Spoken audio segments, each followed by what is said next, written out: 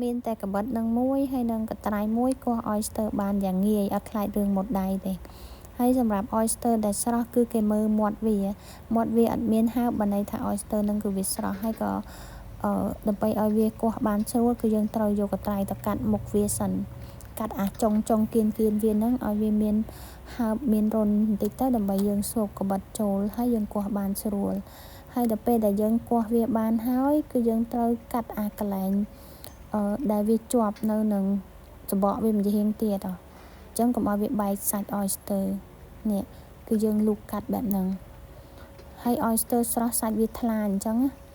ហើយយើងលាងសម្អាតវាក៏លាងងាយស្រួលលាងដែរនេះយើងលាងតាមកលុកកលៀតវាអញ្ចឹងឲ្យវាស្អាតហើយ oyster ស្រស់សាច់វាឡើងថ្លាបែបហ្នឹងហើយវាឡើងបែបរាងកាញ់ចេះអាហ្នឹងបានន័យថា oyster នឹងវាស្រស់វាឡើងកាញ់អញ្ចឹងស្រួលមើលទេសម្រាប់បងអូនដែលចង់ទិញ oyster យកមកកោះខ្លួនឯងក៏បានឬក៏ខ្ជិលកោះអីទិញអាគេកោះស្រាប់មើលតាសាច់អាណារាងថ្លាហើយកាញ់បែបហ្នឹងយកវាមកមិនខុសចិត្តទេគឺបានន័យថាវាស្រស់ហើយ